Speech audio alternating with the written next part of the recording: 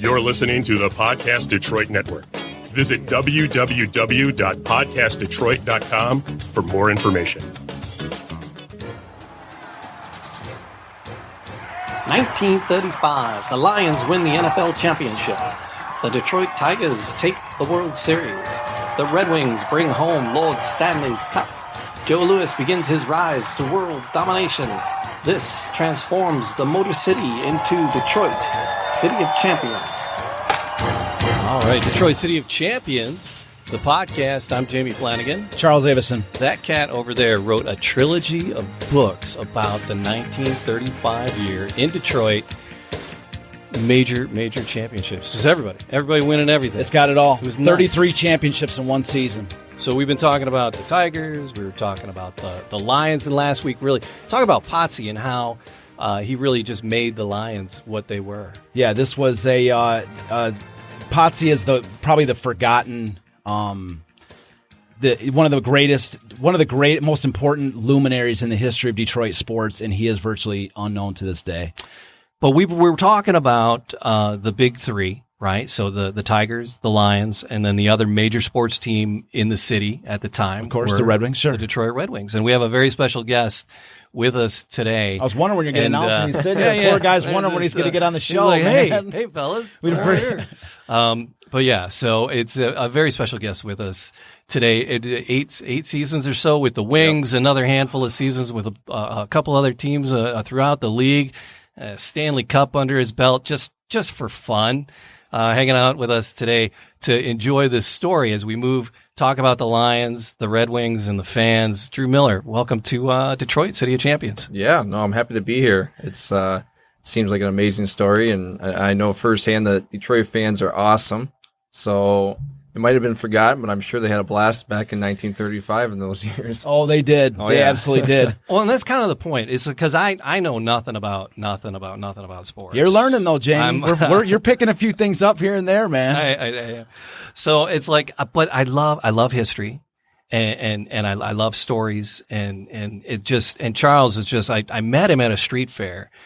He was like selling his book, and he's like pitching his story, and I'm like, this is amazing. And I was thinking, I'm like, man, he'd be a good radio talk host, because this was, 10 years ago, podcasts weren't really huge yet.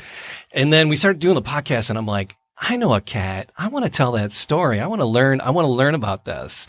And sure enough, man, we've been sitting down. He's been telling me the stories, and it's just been amazing. Where did we leave off last week, Charles? So I'll catch Drew up to speed a little bit, then the story to get the thing rolling. Mm-hmm. I say 33 championships in 1 year, but the sort of the genesis of the story. We haven't actually even got into the Joe Louis section yet, but it begins in 1934 with the rise of Joe Louis. And then it most especially begins in 1934 with the Detroit Tigers. The Detroit Tigers prior to 1934 were nobodies. I mean, Detroit's in the middle of the Great Depression, and the Tigers had the worst attendance in 1933 that they'd had since 1907. So the team is like in rough shape. Like, yeah. I mean, the city's in rough shape. The team, nobody wants to go watch the Tigers because nobody wants to be reminded on a day-to-day basis of the sad sack situation of the city itself. And so the owner of the Tigers, his name is Frank Navin. He goes out, and everybody was counseling him, saying, Frank, you need to sell the team, because this is a guy he's got heart conditions. He's owned the team for 35 years. He's built this team. And it's killing him. I mean, it's the stress is killing him. He got cleaned out by the stock market crash, and everything is just bad. And so all of his friends are telling him, Frank, you got to get out of this. Sell it to somebody, move on, take the money, retire, be done with it. And rather than retire, rather than sell the team, Frank Navin comes out and he puts everything he's got on the biggest gamble of his life. He goes out and signs Mickey Cochran, a Hall of Fame catcher, even at that moment in his career. Goes out and signs Mickey Cochran, brings him to the Tiger. He plays. He's a catcher and a player manager. So he's a player manager. He's a catcher manager. Mm-hmm. And so Mickey comes in, and they ask Mickey in spring training, "Hey, Mickey, how you think your team's going to do?" Keep in mind, this is a team that finished in 5th place 5 consecutive years. They're a horrible team, and they're either too young or too old. Mickey comes in. They say, "Hey, Mickey, how are you going to do this year?" your standard, sport, which I'm sure you've had. Like, how'd you do in this game? Like, well, we tried our best. We did the best we could. Formulaic. The reporters are waiting for a formulaic answer, going, "Well, we're going to try really hard this year." And Mickey's like, "No, we're going to the World Series." And so they're like pointing to the fence. Mickey's like, "No, and this is reported by 3 different reporters saying that Mickey called this." And so Mickey says this. And in 1934, they go to the World Series, okay? And along the way, in 1934, the city goes insane for the Tigers, as they do. The city goes insane for the Tigers. There's this whole new renaissance in Detroit enthusiasm. And then they get all the way to the 7th game of the World Series, and they lose. And they lose in just absolutely heartbreaking fashion. They couldn't win because then they wouldn't have the story. 835, exactly. You're right. It's the primer. It's the primer for the 1935 season. Yep. And so, and then and then also in 1934, and this is kind of leading up into where we left off last week. Also in 1934, or actually I'll back up a little bit. 1933, there was this tremendously, the NFL is somewhat in its infancy. It was founded in 1920, 1921.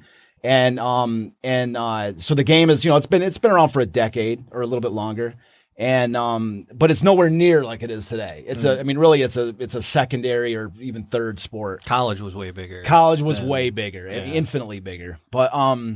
But anyways, there was an incredible. Or so I'm told. Yes, yeah. You know what, you got it, Jamie. Yeah. So anyway, there's this great team in Portsmouth, Ohio called the Portsmouth Spartans, and it was built by a man named Potsy Clark. Portsmouth is a very poor town, especially in comparison to like New York and Boston and such like this. And so Potsy had to build. Potsy was the coach and general manager of the team, and so he had to use basically talent to identify players. And so he did. And in his very first year, he brought in 19 new players for his Portsmouth team when he first got to there in 1931.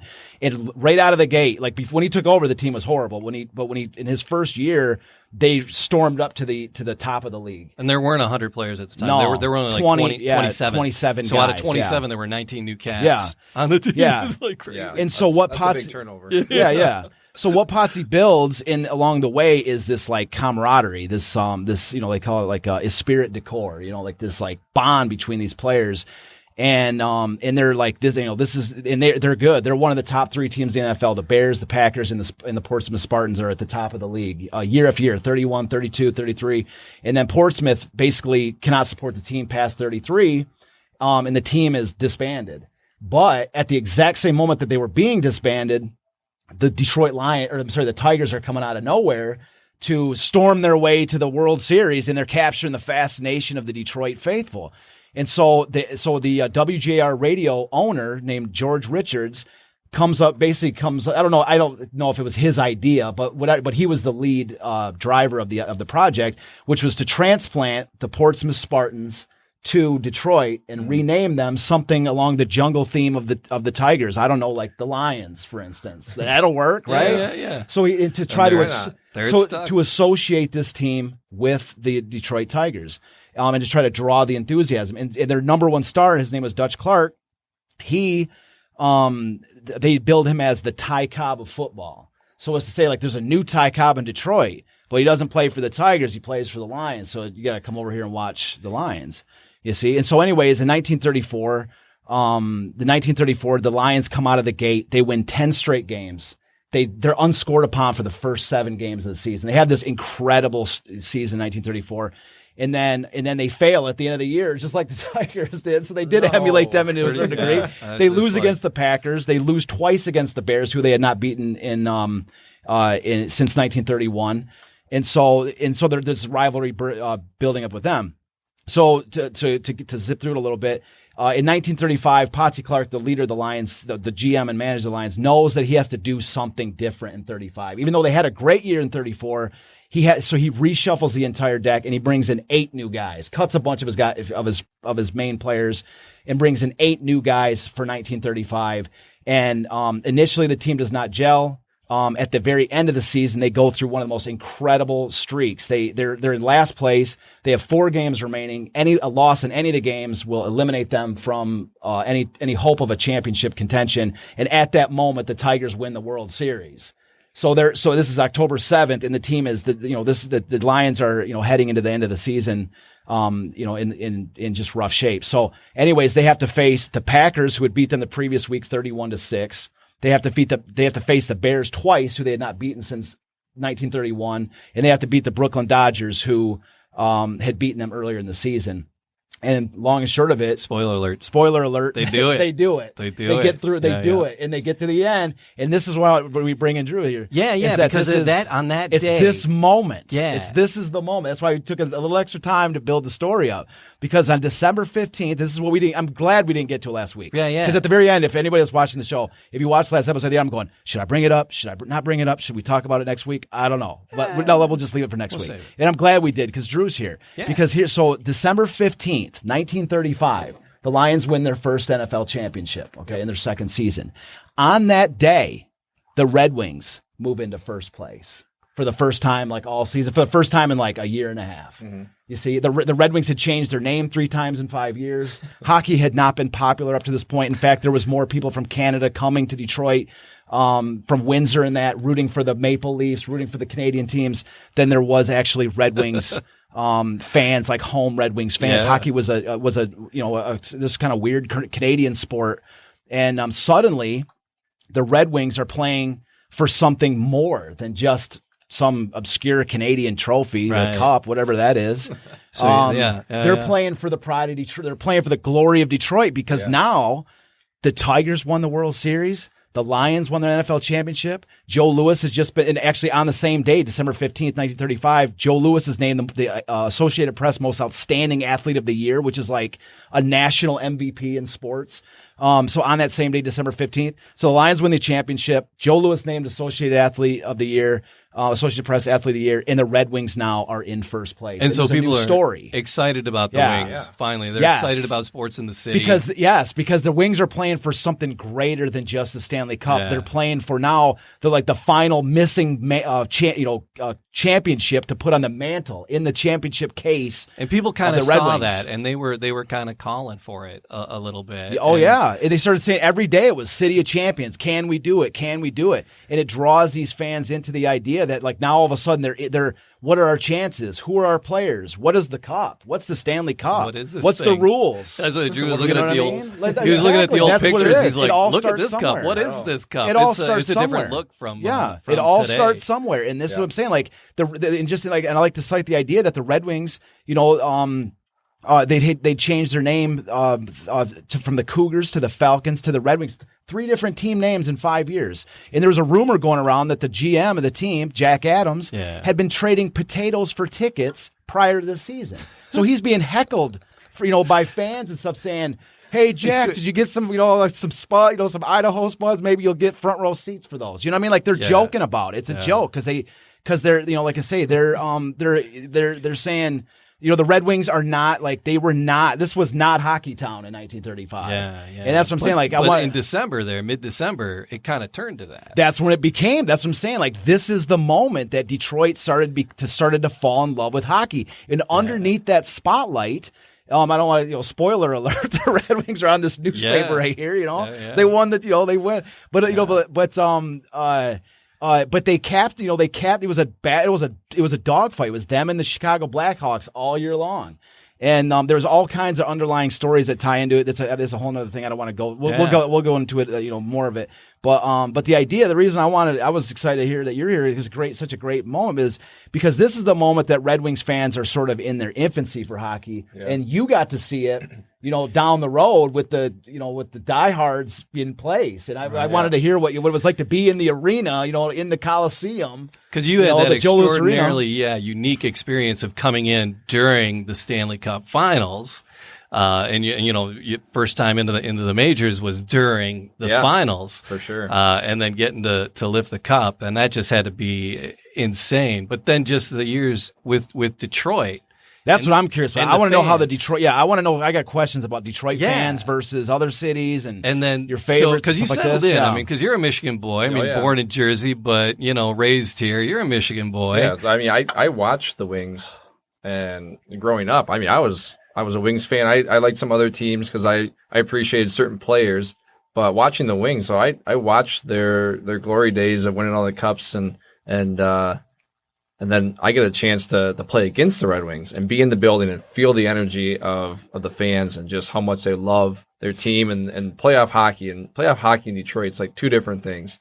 Regular season's so fun, and then you get in the playoffs, and they're dropping the octopus from down on the ceiling. The light show is going crazy, and all the fans are going nuts. And you're sitting in the locker room, and you can just feel it. You can feel the energy coming. You can tell like everyone's like, they're probably dropping the octopus right now, because you can just feel the rink it gets louder and louder and louder. You can feel that reverberating. So as a visiting team, you feel that, and you're like, holy crap! Like we're in Detroit. Like you know it. But then as a home team player playing for the Wings, you love it. You can't wait to get out there. And playoff hockey it's a totally different. Everyone says it's the second season, but it's a totally different feeling. And to get to feel that in Detroit and to be a part of it, and just, I mean, you sit on the bench, and there's times that you can't even talk to the guy sitting next to you on the bench, and you're like trying to talk about a play, and the crowd is so loud that they're screaming and cheering so loud that you're like, dude, we just gotta wait until they're done. Yeah, they're yelling too loud. So Dang. I mean, Hockey Town it's for real. I haven't felt that in many other rinks. So which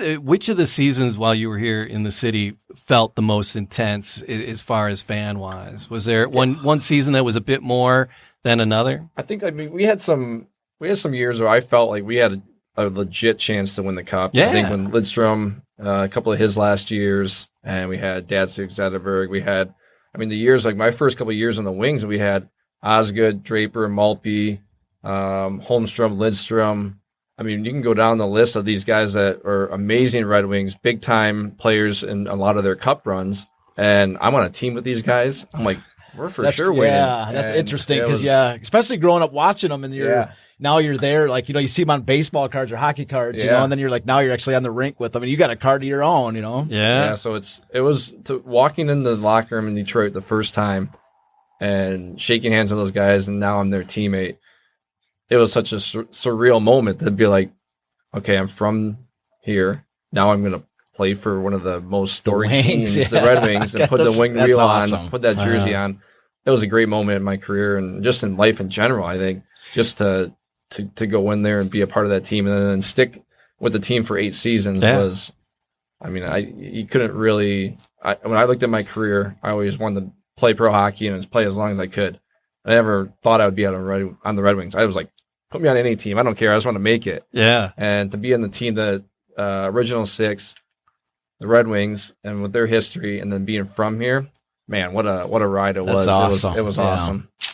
Yeah. So because you said a lot of fans were coming in for the Canadian teams, and we got people that do that today, like our friend Jason. Yeah, but now they're Red Wings fans. Yeah. Like fans in Windsor, from my understanding, my Yeah. fans in Windsor. Windsor fans are diehard Red Wings. It's a little bit, but when we play Toronto, the Maple Leafs cannot, you can barely buy a ticket there, and if you can, it's so expensive. So a lot of when we play the Maple Leafs, a lot of those fans come down here and they'll buy the tickets just to get in the building. Oh, you mean you can't even get them in Toronto, so they actually come here? Because it's so corporate. There's so many tickets that are paid, and the prices are so high that they'd rather come to Detroit. Oh my pay God! a little bit less, and then watch the game here. So it's the chanting is like, "Let's go Red Wings," and then right after that's "Go Leafs, go!" Really? Go, oh my Red God! Wings, go Leafs, go! It's so loud, and so they battle it out for the. I got you. That's awesome. Those moments are pretty fun, and Montreal gets a big crowd here. A lot of the fans come down across the border for that too. Well, in reading about the 30, like in the 34, 35, like Montreal, that was really a town that stood out for Toronto too, of course. Yep. But Montreal, man, they had this called like the Millionaires section. They called it the Millionaires section, and it was like just this crazy corner of the old, I think it's called the Montreal Forum, and it was like just a madhouse, like you don't even want to even skate near it. Like even if you were on the Montreal team, like if you made a mistake, you didn't even want to go near it. Like they throw stuff at you, like glass bottles or something. Not just but not just them. I mean, in Detroit and Chicago and all this, it's not. I got articles all through this book talking about how glass bottles are thrown at players on the ice. Like fans are grabbing players as they skate down the ice and yanking them off their skate. I mean, it's back then they used to have the chain link fence. They didn't have glass. Yeah, they had fence. Exactly. So And I think they had that. Man, that was like into like maybe in the 60s. I don't even know. Like they had it for a while. Yeah, So. it's the vintage stuff is crazy. Like people talk about stuff. That's what I loved about some of this. Especially like when I was doing these art shows and you're talking with like your kind of rank and files and like fan, and they're like, oh, that was like another. They were a bunch of small guys. They always kind of poo the time. Like, oh, that was back in the 30s or whatever. But you don't understand. Like there's without any rules, it's almost like I mean, it's just like a gladiator battle with sticks and a puck. I mean, some of the stuff got crazy. And it's just it's different, but anyways, I just love the idea that Millionaires Club. I think it's just such a great name for a section. Like they weren't millionaires. They usually say it, and they're like they weren't millionaires, and they were like it was like the cheap seats actually. And maybe that's kind of like a play on words for why it was called the Millionaires section or something. But is there a stadium that or arena that you get to play in that was impressive from the player's perspective? I think like we're talking about Montreal. Montreal was one of those stadiums that it's a lot like the Little Caesars Arena now, where the fans are pitched up a little bit more. Yeah. So when you're on the ice, it literally feels like they are on top of you. So you're skating around, you're like, it's just a little bit more intimidating. And like you said, they care so much about the game. They're very educated on the game, so they know what's going on. And so that was always a fun. The history. I think just original 6 teams have so much history, and there's so much that goes into even if it's a newer building. There's so much there. And I think in Chicago, the national anthem there is the guy that sings the national anthem there. I don't know if you guys ever seen it or heard of it. This guy, he's almost like an opera singer. He's like 6'8" tall, like so tall, and he just belts this out, and the whole crowd just like claps and screams and yells during it. So like literally, your blood is like boiling. You're like shaking on the bench, like you're so like jacked up for it. So I love being in Chicago. That's awesome. For that. There are some time-tested rivalries with Detroit, and I remember the Avalanche was a big God, a big one. Man, and then you get the original 6, and just going back and forth. Some years it's Chicago that we really had the go-to with. Some years is Boston. So 35. Who was Chicago? The Chicago 100%. was giving us the most trouble. 100%. Yep. Yeah, and there's actually a really interesting. Like I say, we can dive. We're going to really dive deep into this, but I'll give a couple of glance overs because a lot of times a lot of times people think rivalries are only because of the proximity of a city. Like, oh, Chicago's near us, so it's a natural rivalry, and I'm sure there's something to do with that. But a lot of times I think it's because of that proximity, you tend to play that other team more, and you start to develop one guy elbows another guy, so that guy the next game, you have more chances for friction, more chance for escalation. For sure. And so back in the 30s, so that is what was like, besides, I can sit here and talk about numerous examples of the players that didn't like each other, because there's a great many, but one of the most fascinating components of the Red Wings at this time is the rivalry between the owners, James Norris and Frederick McLaughlin for the Blackhawks, because in the story of them, like, it goes back a little bit, but the idea is that, to save a ton of time telling it, is that the two of them were lived in the same neighborhood in Chicago.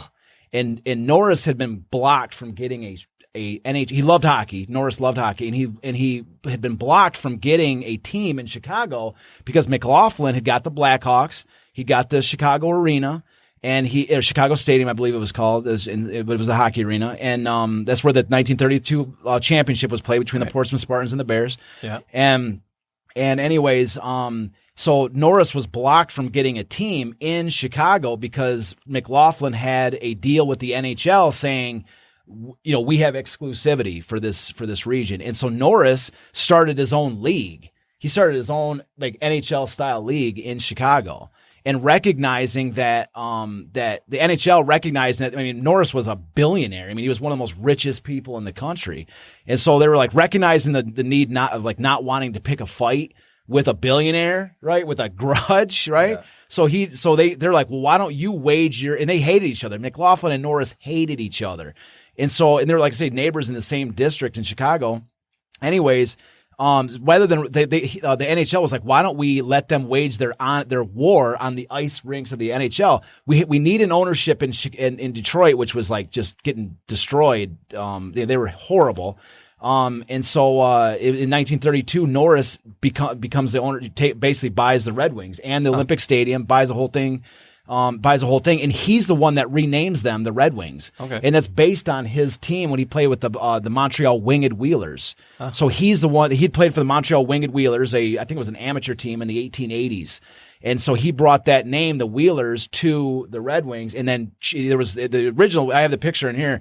It had 2 wings. This one would just have 1. Mm-hmm. And so he changed the name of it. And so then from that point on, he's like, it was just an arms race between him and McLaughlin to battle it out. So the ownership hated each other. I can tell you an equally powerful story, big story about between Norris and the coaches of the Blackhawks, or I mean, not Norris, but Jack Adams, the coach and GM of the Red Wings, and the coach and GM of the Blackhawks. And like I say, the players. I mean, it was just. But I just wanted to talk about one quick player, which his name was Mike Caracas. Yeah, because he was the goalie of Norris's team. That, like I say, Norris founded a league in Chicago. Mm-hmm. Well, Norris's goalie for the Chicago Shamrocks was a guy named Mike Caracas.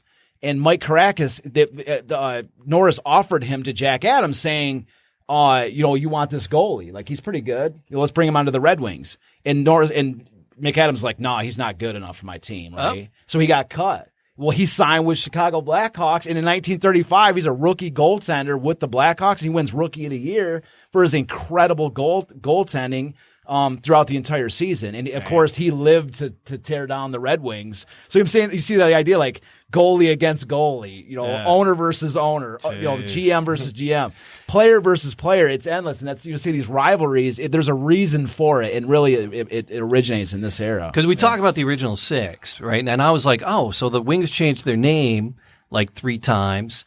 And then they're finally the Wings there in 35. So were there only 6 teams in 35? But because it's a misnomer. It's a total misnomer. It's so the original 6 came into being. The concept came in because there was the only teams left after the Great Depression and after World War II had hit. Yeah. There was many more teams before World War II. Yeah, many more. So I was surprised because we're talking about 35, and then. In fact, I think there was 8 teams. I think there was 8 teams in 35, actually. Yeah. And there were a couple more before. Ottawa was there. Yeah, you had Ottawa. You had 2 teams in Montreal. The Maroons. The Maroons. My God, the Montreal Maroons have one of the greatest. I mean, that was who the Red Wings faced the Montreal Maroons in the first round of the playoffs, and they were like the Maroons were favored. They were an incredible team.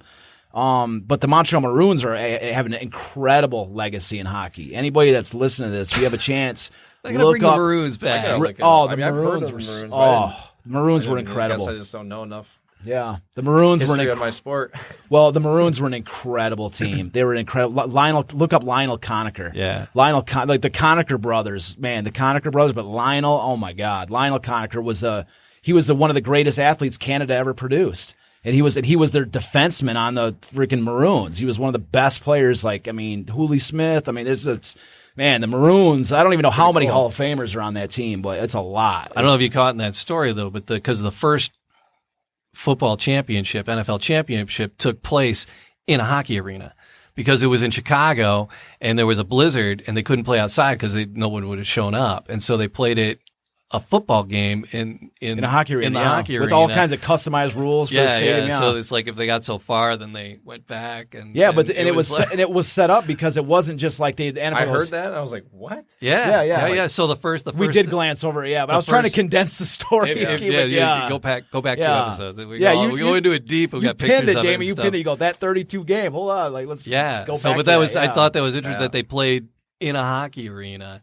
The first NHL. And it wasn't because the NFL tried to set up a championship game. It was because the Spartans and the Bears had tied at the end of the season, and they just needed to have a tiebreaker game. And they're like, well, this is a chance to do like a World Series. You know what I mean? So they're like, the first championship game is going to decide it. And then after that game, the NFL divided into 2 halves, and then they had 2 divisions ever since, having a Super Bowl style game. The circus was in town the week before, and they left all the dirt from the circus. That's why it made it even more appropriate. Everything else. All the elephant dung and everything. It was like, it was a beautiful, beautiful game. Yeah. But you were a Spartan. I was. You got to play. That's like a family tradition. Yeah, right? I So was how a deep 10th does that family tradition go? I was the 10th member of my family to play hockey at Michigan State. So Member 10. of the family. Yeah, so No my grandpa- pressure. my So- grandpa started in the mid 50s. Okay. Got a great uncle, my dad, 5 cousins, my brother, and me. Yeah, Yeah. it's quite the tradition. And So were you destined? I mean, with that much hockey behind you, was it? I mean, you had the coaches there at home. Were you kind of destined for it? I think like if I look back at my childhood, I spent a lot of time in ice rink. Yeah. And my uncle, my great uncle, he owned an ice rink in Lansing called LIA. Okay. Or maybe it was LIG, and they switched to LIA, one of the two. But he, so all the guys that played hockey at Michigan State and played pro hockey, they would come back to town and train in the summer. So I would go watch them. So my cousins were training, all the guys playing pro hockey.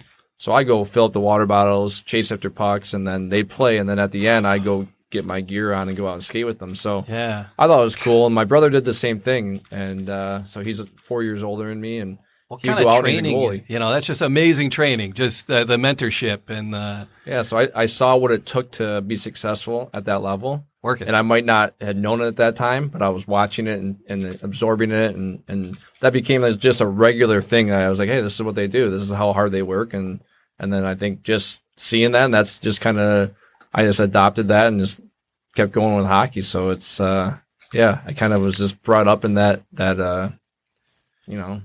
So it wasn't necessarily, was it some in the genes, or was it something like just seeing that, like, brother after brother, what you guys, kind of like the work each put in, like next level, like next person in line, like the extra work put into it to make it I'd happen? have to say there's gonna be something in the genes, because my grandma told me before she passed, and she said, you know what, when I watch you play hockey, I swear to God, it's your dad out there. Oh. So, and I'm like, what do you mean? And she's like, you guys skate the exact same, like identical. Our stride and how we look out there and just our mannerisms.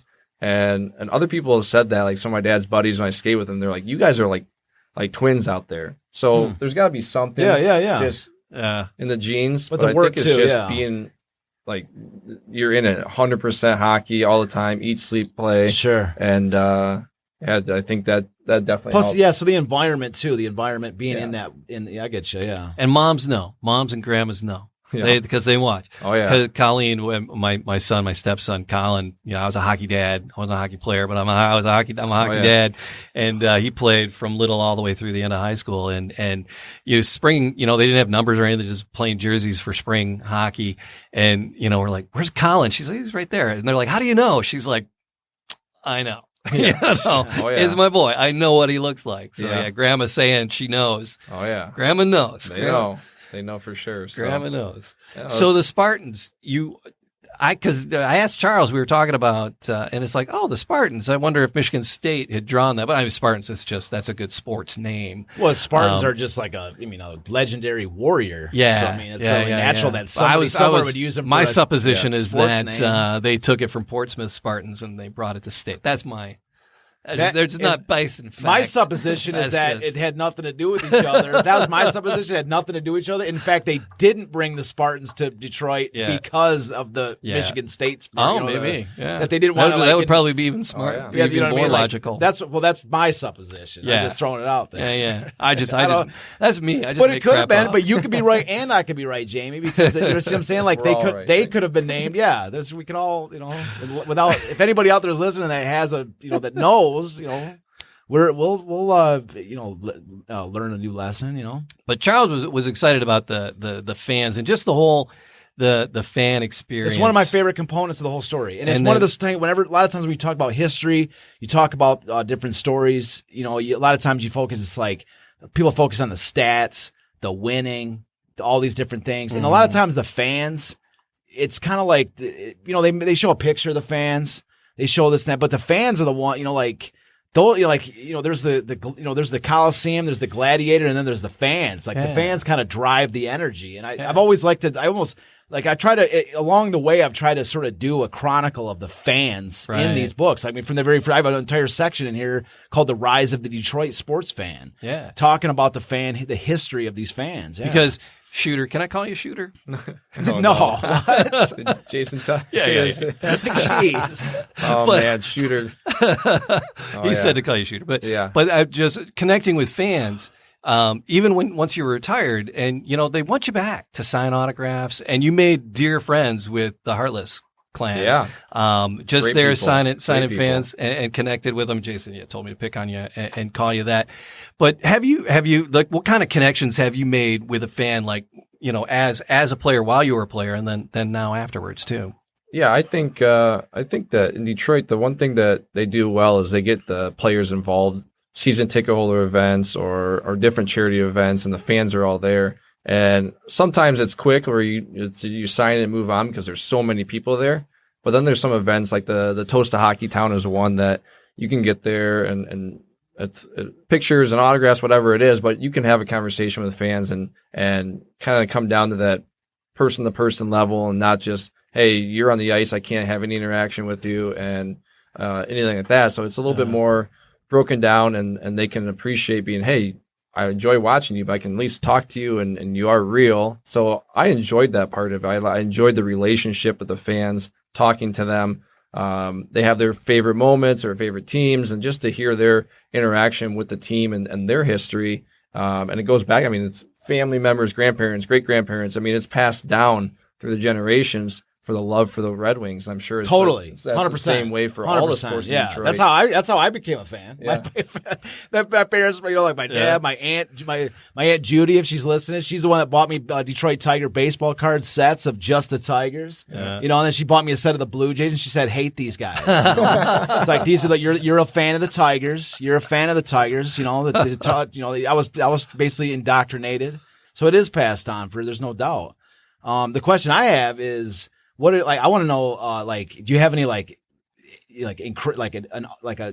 just memories in general, like something weird, either it's like a great memory with a fan, or maybe a horrible memory of the fan, any fans throw something at you or something after a game or anything, anything that that sticks out. I mean, I don't think I have anything that really sticks out like crazy. I think it's just fan stalker, something like this. Yeah, I demand to get a picture with you if you don't get a picture. Nothing like that. I think it's just sometimes when you're with the fans, they say they freeze up or whatever, and they get really nervous, and they're like, and I'm like, well, I'm not Zetterberg or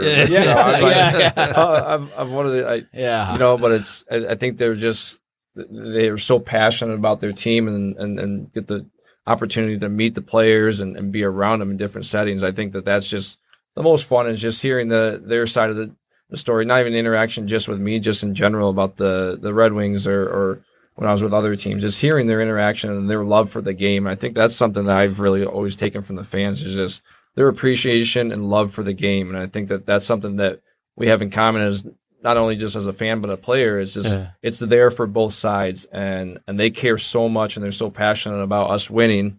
And I think on the player side is we're so passionate about playing and winning, and we want to do it for our fans. So I think you bring that energy in the middle. And I think that's why Detroit sports fans are so good, is that as the season goes on and as the playoffs come, they ramp up just at the same time we're ramping up. So, I mean, that energy level is just going up, and then that playoff hockey is so intense and so fun. And I think just, I think they got a little spoiled here by so many championships and so many playoff series. It's 20-something years in a row of playoffs in a row. Yeah, so it was 25. People are it got to the point. 25. It got to the point where people were like, dude, I'm tired of going to the playoffs. Yeah. There was actually people saying, I'm tired of going to the playoffs. No. Because they wanted to tear down the team and say let's build up and have a super team. I'm tired of just going to the playoffs, losing the first round and being done. That's how spoiled it is. I'm tired of going to the playoffs. Let's strip down and rebuild a super team. That's what happened. I mean, that was the prevailing fan sentiment. That was it's great to go to the playoffs, but we want to win a Stanley Cup. That's become the standard when it's kind of like the Yankees. Good, they don't want to just go, which is a good standard to have. It raises the bar. Absolutely. And no, I think it's right now it's a tough time, and I'm back in the building for about half the home games doing in-house TV and doing the game day show on the concourse, which is a lot of fun. Yeah. So we just break down, like, do an intro to who we're playing, then we do a breakdown of the first period, second period. So the fans are right there. So I'll do the pictures and autographs after each segment. So I try to just interact and talk with the fans there and just be a part of that energy from a different perspective now, as not as a player, but being up in the actual sitting in the crowd or just being in the building, whether it's up in the press box area or I'll find a random seat in the lower bowl and just sit and watch and just to feel the energy. I love that. So I don't have to be in hockey every single day. I insert myself back in at certain times just to be a part of that energy. I love it. I love the fan energy. Are you skating at all? I skate a little bit, yeah. Oh, you can't not, man. You've been skating your whole life. You're just not going to stop. I mean, but you got man. ravaged towards the end. I mean, the cut and then the jaw and then the shoulder. Yeah, I had knee I surgery. I see what you're saying. Yeah. You know, skate. Yeah.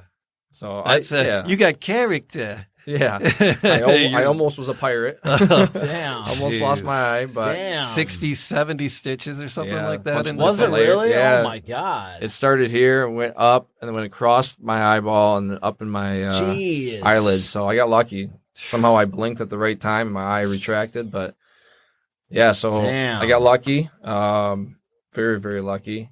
It's on YouTube if anyone wants to watch. My YouTube highlights are Usually Jamie in these shows would already have the video booted up and putting up on the screen. I'm just drinking and hanging out. Yeah, we don't need that video. We're good. Let the fans find it themselves. Me getting covered the skate and me getting not so well in a fight and maybe blocking a few shots. But that's my YouTube highlight. So it's not nothing glorious, but it's yeah, no, I had a great time playing Detroit. But that's what I'm saying. But you got to live the dream, man. Because like growing up, like actually, I met there was a I do a lot of work in these like like the art shows and art community and stuff. And there's a guy that I met that he was a bat boy for the Tigers. We've talked about bat boys, like this. Yeah. But this was a bat boy for like the 90s Tigers, 1990s Tigers. And are you a Tiger fan? Yeah. Oh yeah. Yeah. So I grew up in the 90s. Like the Tigers, baseball is it for me. I mean, I love all sports, I really do, but baseball is it for me. Yeah. In the 90s, like just God, like the Tigers, they were the worst team in baseball, but I loved them. Like Mickey Tettleton, and I'm giving a shout out Travis Fryman. Anybody that's never heard of Travis Fryman, look him up because he's my favorite player. He was my LK line growing up. But anyways, this guy, I'm talking to this guy, and he's related to Frank Tanana. Right? The pitchers of the Tigers. Oh, yeah. And he was the bat boy for the Tigers in the 90s, at least for a certain amount of time. He'd like did some bat boy stuff. He like went, did some behind, he like hang out, like whenever he wanted to go to a game, he's in the Tiger dugout or whatever. Like he did all this stuff behind the scene. Like, dude, you lived my childhood like fantasy, man. Like one of my kids like, it was cool. I'm like, no, dude, you don't understand. That was like my 90s Charles dream was to like be like a bat boy for a game for the Tigers, whatever, One of my kids right now was a bat boy. The season just ended, but for who? The Tigers? Yeah. How the hell did he get that? I want to be a bat boy, Jamie. He wants to I want to be the bat boy. He wants to. Come on, man. He wants to be a sports announcer. So I'm helping him. Well, I want to do some stuff too, but is that what it takes to get a job like that? Doing something like this? I was playing up a bat here and there. Yeah. No, but I'm just saying. But I use it because like you actually got to play with the team, which is like. Like I grew up playing like, oh man, like I grew up in Kalamazoo and wearing a Tiger hat, and Kalamazoo is almost an equal distance between Chicago and Detroit. Mm-hmm. So there was like it was weird because Kalamazoo had a lot of Chicago like whites, especially in the 90s. Like I said, the Tigers were trash. And so you had a lot of White Sox fans in the 90s in Kalamazoo. And so there's a lot of time I had to defend my team. I'm like, dude, we're not supposed to swear in here, but I was like, heck with the White Sox, dude. The Tigers are it. They're like, the Tigers stink.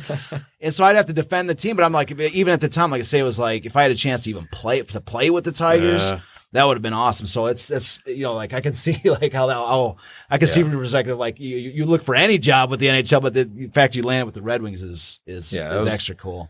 It's a little bit of luck and you got to. And fate, a little fate meant to there. I mean, there's some stuff meant to be in there. Yeah, a little bit, but you got to get lucky sometimes. And I hit my time period pretty well. I think my role was needed then, and I was really good at it, and I found that niche and tried to be the best I could and stay there for it. So 8 years, man. Yeah, that's a good run. Yeah, dude. Heck yeah. I think most people would. Hey, my role was go on the ice so that Datsyuk and Zetterberg can rest. and go get hit with a puck so we don't get scored on the power play. Yeah. Hey, I think most Lean people into do it. that. Lean into it. Okay, I'll go kill time and get hit with pucks. Yeah, Lean I into can it. do that, It hurts, yeah. Buttermaker. I don't want to do it. Yeah, I can Lean into it. Yeah. It hurts, Buttermaker. happen. So you retired, and so now you're working KIG, right? Korotkin Insurance Group. Yeah. So what's the story, Morning Glory? What are you doing now? Yeah, no, insurance is, for me, we talk a lot about interacting with the fans and how much I enjoyed it. And I love hearing their stories and just that whole thing. So I enjoy the relationship side. So that's insurance. I fell into it through a family member, and I switched agencies this a little bit ago to Korotkin Insurance Group in Detroit area. And I love doing insurance. It's, you can help people. I mean, people work so hard in their life for what they had, house, cars, all that. You want to make sure that they're covered the correct way. And just on top of that, I think mostly people want to trust someone, that they're putting their trust in them to provide a service and a piece of paper that says, hey, you're covered. And I want to be that person that can do it. And I enjoy the relationship side of working with them. And the personal side is pretty much like, hey, you have your house, your car, this is what it is. Right. But on the commercial side, you got to build it. You got to figure out what they need for that business and grow with them and do what they need for their different policies. So I enjoy building it on that commercial side, and then switching the Korotkin Insurance Group. I say they're a lot like the Illiches, and they're family oriented, they're family based. They care about their employees. And that's one thing that drew me to that agency is not only are they the culture, they set you up to win. They give you the carriers you need. They give you the support, the mentorship, but they're family based. They're family oriented, and I think that's the biggest thing that I can compare them to my experience with hockey is, man, the Illiches were amazing. Yeah. They were amazing owners. They were amazing to their players. Just from a standpoint of caring. And they would call you before a contract and say, hey, how's it going, Drew? And I'm like, oh my God, the Illiches are calling me. Like, hey, Mr. I, Mr. I, how you doing? Hi. But that's the relationship that they had with their players. And it was great. And I think that is something that drew me to the KIG Insurance Group, that it's, man, I mean, they really care about their people. You do health there? Health insurance? They do some health. Yeah, we do more like group benefits, group health, stuff like that. So yeah, property casualty. So your home, your auto, boat, all that kind of stuff on the personal side. On the commercial side, it's you doing property, commercial auto. I'm just saying, for anybody listening, it's got to be a huge factor just to be able to call somebody up. You know, like we're talking about the trust element, to call them up, know that somebody you're not calling somebody that's trying to, you know what I mean? Like there's all kinds of people calling you about insurance and such and such. Oh, for sure. But to call you up and know that there's somebody you can trust and say, I need this, and that, and then you get them the deal, and things are going to make the thing happen is a value. That's a value. So you ever sit down with somebody and then you're pitching the insurance and they're sitting there and they're staring at you going, do I know you? Do I? Are you getting that? Actually, it wasn't when I was pitching insurance, but a funny story is I was sitting in a pizza place in East Lansing, and it was during the Tigers. I think it was during their All-Star break. Yeah. So I'm sitting there eating pizza with my mom and my dad, and I was just skated at the ice rink there in East Lansing, not Michigan State, it's one of the other ones. And I'm sitting there, and this lady and her son come over, and the son's probably 7 years old, and she's like, hey, Mr. Osmus, will you take a picture? Oh, damn, man. You do look like Osmus, kind of, a little bit. Yeah. You do. I see it. It was pretty funny. Yeah. And I was like, damn. Brad, he's actually, like a sports guy. I took the picture, actually. Yeah. And then she said, actually, thank you, Mr. Osmus, for the picture. Man. And me and my dad looked at each other like, but no, it's definitely, I get some Red Wing fans and some people have done some insurance with them. And I think it's just, everything doesn't have to be always business. And it's fun to talk some Red Wings and hockey or whatever with different people I insure. And I like that because it's, hey, let's make sure you're taken care of. But we also have some fun stuff to talk about and interact and have. It doesn't always have to be that like, okay, here's your insurance. Okay, talk to you next year. It's there's a relationship that can be there, and we have a common ground that we can chat about playoffs or and people or wondering different about where to sports. look for stuff. Like there's so many different places it gets. I mean, I'm saying like, it's a, trust is it's about trust, but making a, connection with a business that you can trust and make it happen. So it sounds like that's it. I'm glad you're here to talk about it. It's good. No, I appreciate having you guys on. I'm so pumped to hear about 1935. It's something that's so our entire the year was so great.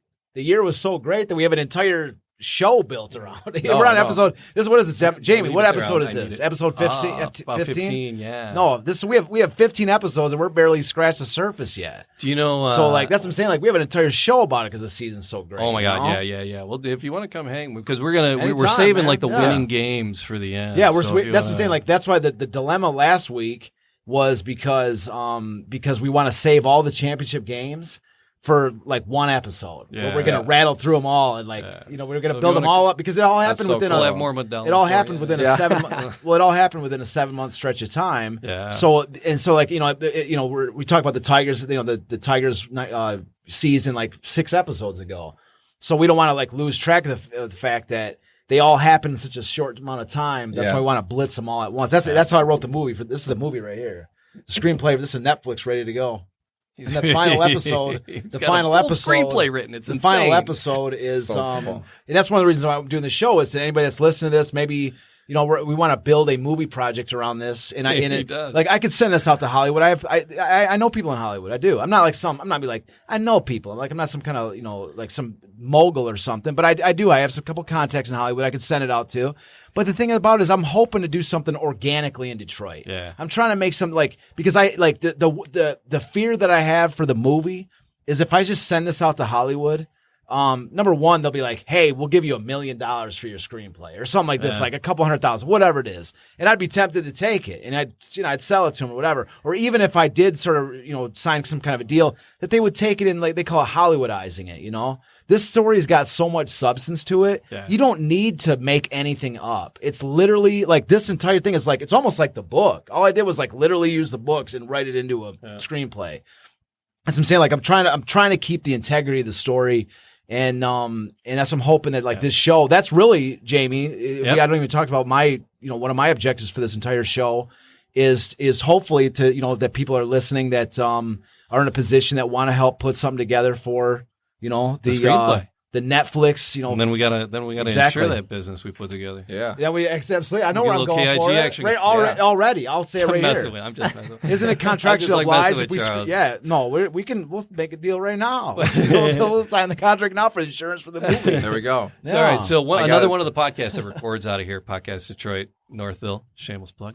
You got your own plug. We're all plugging our own projects on here, Jamie. Plug your stuff, another one of the podcasts that records out of here is Behind the Bar with Zim's Vodka. Yeah. And then Terry Olson and Bruce Carroll. They both play juniors. Do you know those cats at all? I do. Yeah. Right on. I think, I skate. T.O. So they still skate. Oh, yeah. Zim's Vodka needs to plug their league. They need to plug their gray hair league. 36, and you are like got that Steve Martin thing going. It's just great. Early. Zim's Vodka needs to think about plugging their product on the show so we can all sample it and that's see it. How they goes. dropped off 2 bottles. Well, they keep us stocked. Well, that's great. But did we say anything about Zim's Vodka? They need to be on the show. Terry was in the chat room and he said, ask him what he thinks. Tory something with a K. Tory Krug. Who should he sign with? Well, I would love him to come to Detroit. Yeah. It's going to be hard for them to get him away from Boston, but he's a Sparty. Yeah. Oh, okay. He's a Sparty. He played after me. He's a really good player. He's one of the sports ball. Yeah. Okay. So he, there's a lot of rumors going around where he's going to end up. Montreal. I heard a couple other places, but it'd be great. I mean, he's from Detroit. Played at Michigan State. It'd be awesome. Eiserman's here to sign him, man. Yeah, talk to him. awesome. All you got to do is just talk to Eiserman. I got such high hopes, man. Just talk to him. Give him a couple of minutes. There's some magic that can happen here in the city. I talked about like freezing up, and sometimes when I see Stevie around the rink and I talk to him, I'm like, hey, how's it going? Like, I mean, I grew up. That was one of the guys I loved watching, and every time I still get to see him now, it's kind of like awesome, man. He's a really nice guy.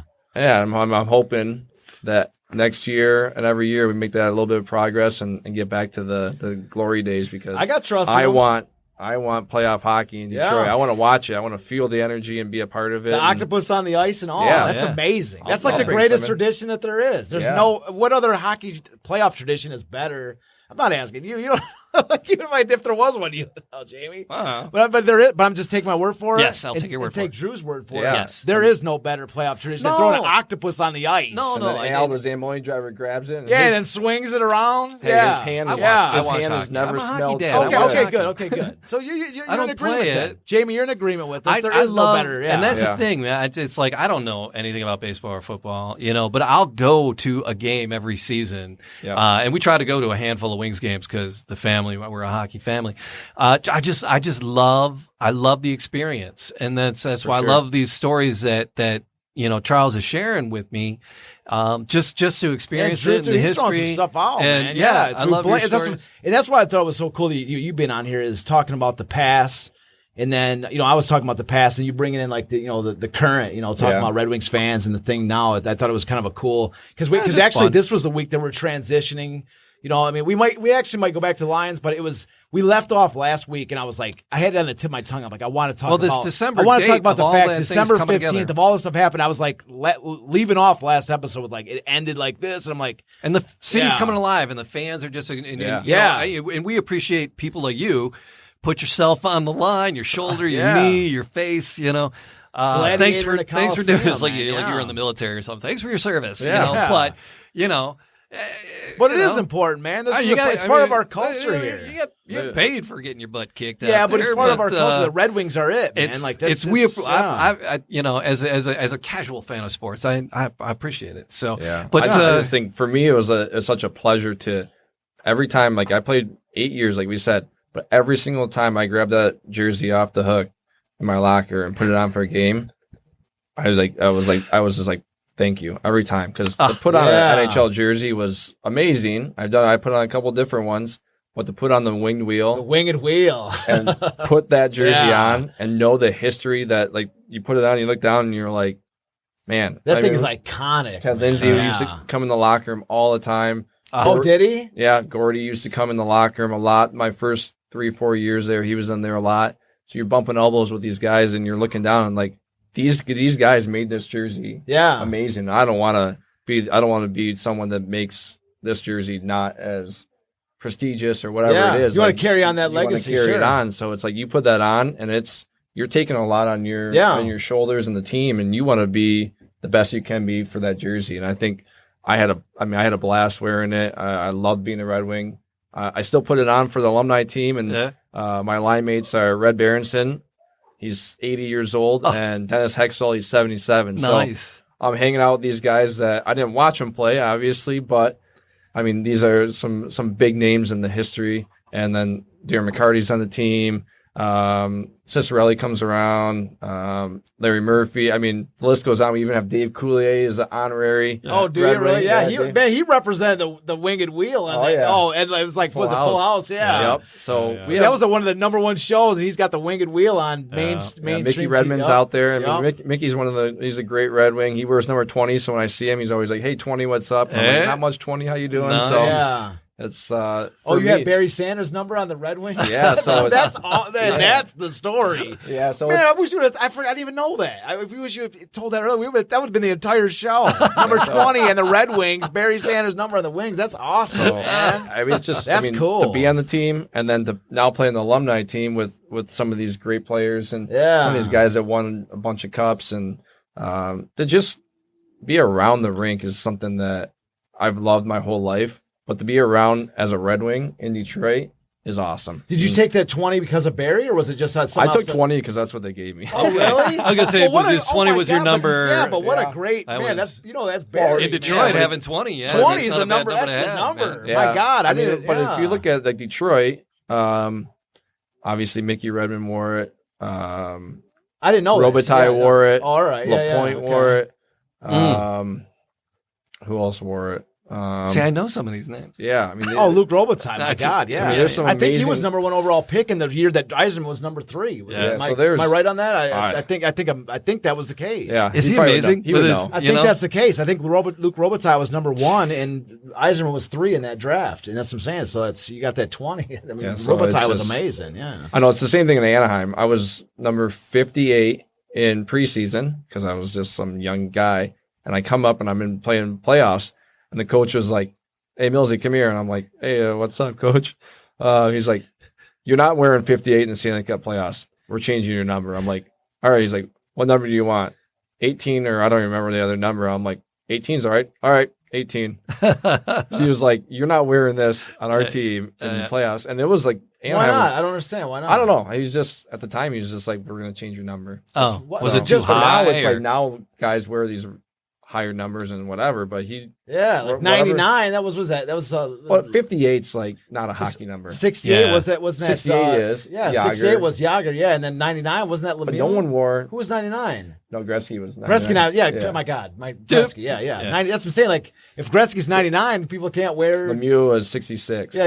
And then Jágr was 68. Yeah. So it's yeah. I mean, like I said, any team, That's any a stupid number. just Why? sign me. If you could have had your choice for a number, what would it have been? I wore 9 growing up, but that's obviously not in Detroit. Yeah, And then yeah. I wore That's how, 27 in college. And then when I was with Anaheim, 27 was Scott Niedermayer. So I wasn't wearing that. He was the Niedermayer captain. was sweet. Dude. So, yeah, he was um, sick. Niedermayer was I'd awesome. say any number works for me. Any jersey. As yeah, long but as what it's if all you there could in have the locker, chosen? But right? what if you could have chosen?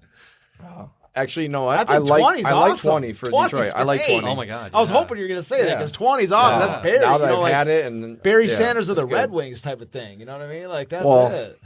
I wouldn't go that far. I don't think this body's running through Hey, many people, but Jamie doesn't know. You had him for a second. Yeah, Jamie you could have doesn't told me know. anything, You could have man. told him you were the Barry Sanders. Like, Yeah. your game was the Barry Sanders of the Red Wings, and he would have just accepted that. He would have known that for the. Maybe some other people watching the show would have thought that You too. would have had me. Yeah. You would've had me.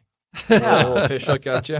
No, but I will never forget that number now, actually, because Yeah. because 20 is like, you know, as far as Detroit Lions, that's like sacrosanct. You know, Oh my school God. is I Heartless didn't know that Junior. was I Red gave Wings. him a Drew Miller 20 jersey, and he's going to wear it for encores. With, Yeah, with, he does. He usually Ted. throws a Wings jersey on. Yeah, for his so now he's encores. going to wear mine Nice for his encores. Yeah, so yeah, he said he was like you was in your closet trying on like playoff jerseys. Oh, and yeah. crap. Yeah, we had fun there a couple weeks ago. They were over drinking out of my mini Stanley Cup replica. They had my Stanley Cup ring on. Oh, Nice. damn, nice. Yeah, it was fun. So, KIG, right? Yep. If people want to get a hold of you about insurance, if they're like, oh, hell, I need some insurance, why not talk to this guy? Yeah, Well, check us out. GetKIG.com. So Okay. GETKIG.com. And yeah, We'll I'm put it on down there. in the- You'll we'll find put my it- email and office number and all that. So it's cool. Yeah, Yeah. we'll put it down in the comments. Thanks for coming in. yeah, no, it was a blast. Yeah, it was fun, man. It's cool. I love having a Modelo, hanging out Yeah, with you guys. yeah, Little- so I had to make a pit stop in the middle of the show. You Yeah. guys, while I was gone, you guys handled it well. You guys were like keeping the show going while I was making a quick drink. You know, It's like, you oh guys- crap, the dude with the information is leaving. No, We're screwed. you guys had it good. You had yeah. it fine. You Oh, handled yeah. it without me. We got It's you. fine. We're good. Yeah. All right. Well, that'll do Because it. normally Jamie would have to be handling it by himself in the show. He'd just be like, "Yeah, we're going to tell him like Jamie, delay Yeah. while I'm going to make another drink real quick." Yeah. But you guys handle. You know, he was glad to have you good. for that.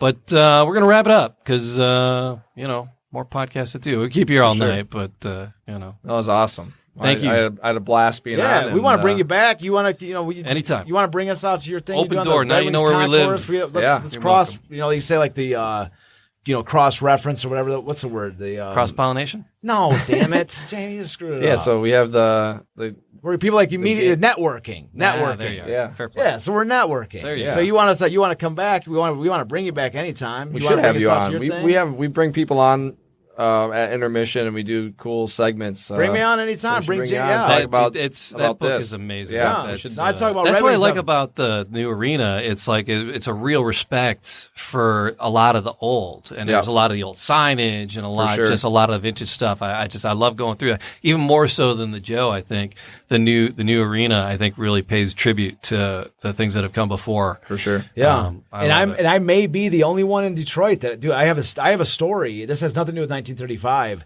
but the story of how Mike Ilitch bought the Detroit Red Wings, and it's a story that it's never been written about. It's very few been talked about. It's fascinating. And I heard it from the inside source of how it actually happened. Uh-oh. But I'm going to have to leave it there. It's a teaser. That's Yeah, it. there It's you called go. a teaser. You got to come back and hear that. Do you know that you after story? the show's over. Do you know the story? I don't. Fair play. All Last right. I'm going to tell Drew after the story's over because All I'm right. cool with him now. He's my, All right, he's my cool. friend. Yeah. All right, cool. That'll do it for us. We're We'll not be gonna tell back. the video, yeah. We'll be back next week with more Detroit City of Champions.